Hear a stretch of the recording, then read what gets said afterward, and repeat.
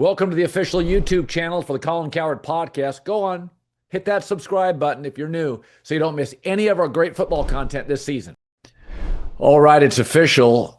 San Francisco beats Carolina 20-9. I had Carolina +7 tonight. Listen, San Francisco tried to give the ball away. San Francisco right now is not a very good team. I don't have them as a top 10 team. I think the coaching staff has done a remarkable job. I mean, even Christian McCaffrey, he can't average 4.5 yards a pop. Robert Saleh is doing it with smoke and mirrors. Saleh's going to get a head coaching opportunity. He's got charisma. He's got some alpha. He's done an unbelievable job. No Bosa, no Warner. They lost, Greenlaw and Hufanga in the offseason. It's really a bunch of kids, and they play their ass off. And there's just so many different angles tonight. Let's just start with Brock Purdy. I don't think Brock Purdy's 100%. Two of his first half interceptions, he had three. Two were the identical interception. The ball had no velocity. The ball hung in the air. The ball was behind the receiver. They just were duplicate interceptions. That tells me he can't drive the ball. But Mac Jones was playing well. Shanahan wants Purdy back in because with Purdy, you can move the pocket. So it allows more plays and more mobility from a quarterback position. Mac is simply a pocket quarterback. Purdy moves better. So Shanahan wants Purdy. Purdy wants to play because he wants to play as a pro athlete. Mac Jones is playing well. So they bring him back, and I don't think he's 100% healthy. Go look at the first two interceptions by Brock Purdy.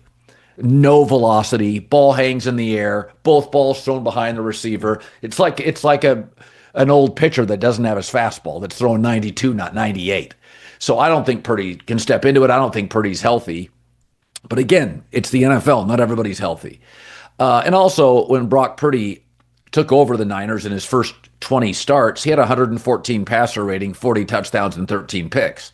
The roster was more complete, right? You just had a more stacked roster. Well, San Francisco has moved off players. And now the roster has got injuries. Your Ayuk's not available. Ricky Pearsall's been gone. He was back tonight. In the last 20 starts, including tonight, Brock Purdy's last 20 starts, 30 touchdowns, 19 interceptions, and a passer rating that's equal to Tua. And what did I always call Brock Purdy? A right-handed Tua. A little mobility, not a big arm, little injury prone. Tua, don't trust him in cold weather. Brock Purdy's had ball security issues in wet weather. It's the same guy. It really is. I think Tua throws a more accurate ball consistently. I think Purdy's a little bit better athlete and a much more aggressive thrower of the football. But in the last 20 starts with injuries and you have to move off people because you're paying Purdy and other people now, Brock Purdy's a mid-90 passer rating guy with injuries. That's what he is. Don't shoot the messenger. That's what he is right now. And he just gave that game, put it in Bryce Young's hands. I think Dan Morgan's a very good general manager for Carolina, and Dave Canales, I think, is really bright. I think you're pretty limited with Bryce Young. I don't think he's terrible. He's got nice mobility, but he's small. And I'll give you an example. So Bryce Young plays at a powerhouse high school in California. He's protected. He's got 15 Division I players on the team, right? He entered every game with the best team and a legendary high school coach. Then he goes to Alabama. He's got a legendary coach. He's got the best roster. Then he goes to Carolina, and this is often, what we see in the NFL. He didn't really live an NFL life in high school or college. It's not realistic. He was carried. He kind of managed games. He was very statistically impressive in both high school, especially in high school and college. But then he goes to a bad NFL team, and now he's got to carry him, and he doesn't have that talent. He's not a big athlete. He's got mobility, but he's not hyper athletic. His arm is pretty average. He's okay. He's a guy. And, there was an interception he threw in the end zone. It was one of the first series. It was after his secondary made a really nice pick, and he throws a pick in the red zone in which, as Troy Aikman said, he could have just ran it in easily. So he's just a guy. So I think in these upcoming drafts, the next two drafts, I think Dan Morgan's going to go out and draft another quarterback. I mean, you can keep telling yourself he's the guy, but, would you trust Bryce Young And I think they did a nice job in the draft to upgrade their defense. I really do. I think Dan Morgan's a sharp guy. I know people that know him and respect him. Former player. The defense he inherited was awful. He's done a nice job to hitting some draft picks. J.C. Horn's a great corner. Two of their young corners, really talented. Both got hurt tonight. But I think you have to just look in the mirror and be totally honest. Bryce Young looks like, to me, a bridge starter in the NFL. Not a guy I'd build around, not necessarily a backup, but kind of that Jameis Winston. He's a totally different quarterback than Jameis Winston, but sort of a bridge quarterback. You can put him in for a year or two, but I'm not building around Bryce Young. I just, the small quarterback thing, I think to some degree, Russell Wilson got a lot of guys got drafted, but increasingly, the Kyler Murrays and the Johnny Manziels and the Bryce Youngs and it's too many big, strong, talented athletes playing the position. And, it was funny when Brock Purdy was throwing interceptions, people were like, well, Sam Darnold threw interceptions. Sam Darnold's a much bigger, stronger, better arm than Brock Purdy, better athlete than Brock Purdy. He's more talented than Brock Purdy. He was a first-round quarterback. Sam Darnold's a really good quarterback. Okay, if you take out the Jets, go to Carolina winning record, Minnesota winning record, Seattle on fire, Darnold's he's a top 12 starter in the NFL. Sam Darnold is. Look at his PFF number last year. Look at it this year. When you give him a good coach, when you give him capable weapons, Sam Darnold's really talented. Brock Purdy has a great coach, a legendary left tackle, George Kittle, and one of the top 5 running backs I've ever seen. And in his last 20 starts, he's a guy. But that's your guy. That's what you're saddled with. He runs the plays Kyle designs. And, Kyle's not going to bang on him. But you noticed in the second half, it didn't feel like they were throwing the ball down the field much. They were throwing the ball to George Kittle and underneath. That's what it felt like to me, which is good coaching by Kyle Shanahan. So, kind of in retrospect, I just think the Rams right now are the best team in the league. Seattle feels like a top 5 team in the league. Arizona, as usual, is hopeless. San Francisco's got a good GM and a good coach and a solid quarterback play and legendary running back and tight end. But they're going to lose Robert Saleh because I think one of the stories of the year has been the quality of coaching by Saleh, doing it with absolute smoke and mirrors. Just a bunch of kids. And, Bryce Young, the reason I took Carolina, Bryce Young had been playing pretty well.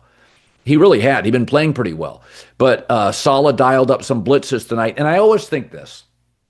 The ultimate sign of disrespect to a quarterback is when a defensive coordinator blitzes. Nobody blitzed Brady. Nobody blitzes Mahomes. Peyton Manning was begging you to blitz him. The greats love you to blitz. You blitz a quarterback who can't handle it. You blitz a quarterback and are willing to put everybody on an island in the back end because you don't think the quarterback can beat you. So when Robert Saleh is dialing up blitzes, he's like, yeah, I see the tape. You're not going to beat us. T-Mac's a very good receiver. Legette's also a big-time body. T-Mac's got a catch-the-ball problem, but he's a really talented guy. But I think Robert Saleh with a bunch of kids, it's not an experienced defense, with a bunch of kids is like, I'm going to do some blitzing. Beat me. See if you can beat me. We don't think you can. I also think in these standalone games, this is just a note. This is just a little psychology. Brock Purdy, standalone games matter because it's the only game and everybody in the league watches it.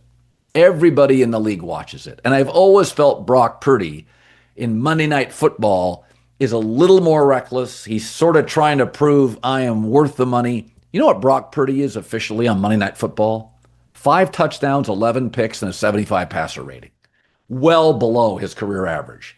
I feel like Monday Night Football guys shrink. Bryce Young tonight shrinks. Carolina doesn't get these standalone games. Bryce Young shrinks. Game is handed to him. Shrinks. Brock Purdy trying way too hard. It's Monday Night Football. 3 picks in the first half, and 2 were atrocious. All 3 were bad. 2 were atrocious. So, but San Francisco wins. Really good coaching. And Carolina's a second, third tier franchise. I've criticized Buffalo because I don't think the franchise is holding up their end of the deal for Josh Allen. Carolina, it's the opposite. I think Dan Morgan and Dave Canales are really, really good. I love drafts. I think Morgan's done a really nice job, some real hits. And I think, you know, I think with Bryce Young, you know, maybe you can be a wild card team in the NFC South. That's what it feels like to me. You watched it. If you get 3 first half turnovers, got to win the game against a young defense without their 2 biggest stars. You got to win the game. It's just that's a W. And Carolina couldn't do it. So there you go. Monday Night Football. Today's show brought to you by our new presenting sponsor, Hard Rock Bet. There are 3 things to be thankful for this week: family, food, and football. And thanks to Hard Rock Bet, you can easily sneak in bets while your crazy uncle goes on his annual rant about the good old days. Sign up today. You could feast with $150 in bonus bets. Just place a $5 bet. That's it. If it hits, you get not only your winnings, but also $150 in extra bonus bets. That's an offer you can't pass up, even on a full stomach. So, not sure what to place your first bet? Head over to Hard Rock Bet Stats Hub. That's Hard Rock Bet Stats Hub, and it'll help you out. Loaded with trends and streaks and stats to help guide your picks. It's great. Numbers don't lie, and neither does the data in there. Plus, this week on Hard Rock Bet, 3 50% profit boosts, 1 for each Thanksgiving Day game. Boost your same game parlay or SGP Max so your bets pay extra winnings. There's new promos every day, so if you're listening on to this later, just open the app, check it out. Any day of the week, doesn't matter. Download the Hard Rock Bet app right now. Make your first deposit. All right, I want to add another piece on the Lane Kiffin story. So the athletic director for Ole Miss has said, listen, we got to have an answer after the Egg Bowl this Friday. Joel Klatt, who I love, but Joel Klatt has come out and said, well, Lane Kiffin is going to lose credibility if he leaves. Time out. Credibility in college football is winning. Lane Kiffin, basically Saban kicked him off his staff. He bolted Tennessee. He got fired on a tarmac. Got fired in the NFL. He's the hottest coach in the country. Why? He wins games. He's a really smart offensive coach. Nobody cares about that. Everybody knows college football it's like Bitcoin. It's unregulated. It's every man for himself. No centralized bank. I mean, Fox and ESPN have taken the sport over. That's what college football is. It's Bitcoin. It's people that love it, myself included, very passionate about it. People very tribal about it, very parochial about it. Absolutely sure it's the future. Absolutely sure it's better than the NFL.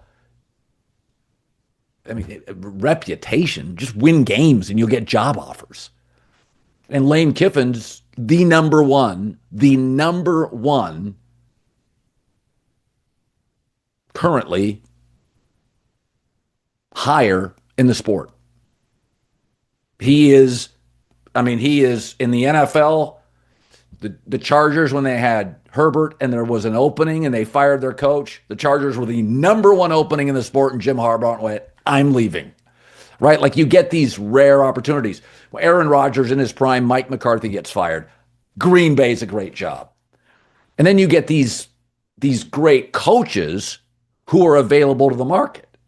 And it doesn't happen very often, but, occasionally Mike Vrabel is available to the market. New England's like, yeah. You don't get a lot of Mike Vrabel. Sean Payton, broadcast, wants to go back into coaching. You don't get a lot of Sean Paytons on the market. In college, Lane Kiffin on the market is Sean Payton on the market in the NFL. Big time offensive coach, highly creative, respected by recruits. You can't, reputation, what does that mean? I mean, everybody knows Jimmy Sexton runs the sport. He's the kingmaker behind the scenes, pulling all the strings. And the bottom line is, LSU doesn't care about Ole Miss. LSU doesn't care about anybody but Ole Miss. That's the way college football works. NFL's different. You can't just raid teams in the middle of a season. So I don't blame, I said this today on FS1. If you don't have regulations on Wall Street or Silicon Valley or in our tax system, aggressive people are going to go forward. I mean, college football allows all this. What, you expect everybody to have manners? Lane Kiffin to just wait and twiddle his thumbs and let somebody else get these $14 million a year jobs? If you don't put regulations up, Lane Kiffin's like, LSU's one of the top 3-4 jobs in the country. I want to take it. Ole Miss is like 18th best, 15th best, somewhere around there, right? So it's, I mean, just in the SEC alone, Texas better job. I'd argue Oklahoma's a better job. LSU's a better job. Bama's a better job. Florida's a better job. Did I say Georgia? What do we at 6 or 7? And then I mean, Lane Kiffin has made Ole Miss. Ole Miss didn't make Lane Kiffin.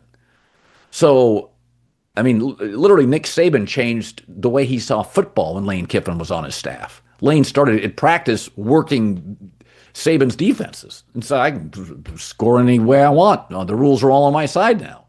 So the reality is pretty clear, is that you can't, I just disagree with Joel Klatt. This whole thing about your reputation is, you know what they say in baseball, momentum is the next day's pitcher.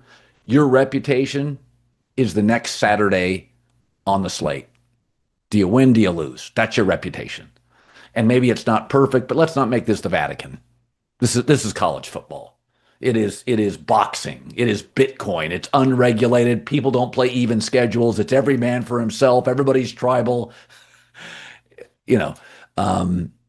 And because of the wonky way college football works, if you want the job, what's LSU supposed to do? Wait for the playoffs? What if Ole Miss wins 3 games? You're sitting there waiting. Whoa, you're recruiting. What are we doing? You got to make moves, right? Change the recruiting period.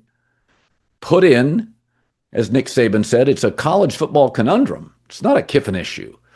Put in, I mean, it's just like the NIL. Even the NFL has a free agent period. You've got a recruiting period. You should have a coach hiring period at the end of the season.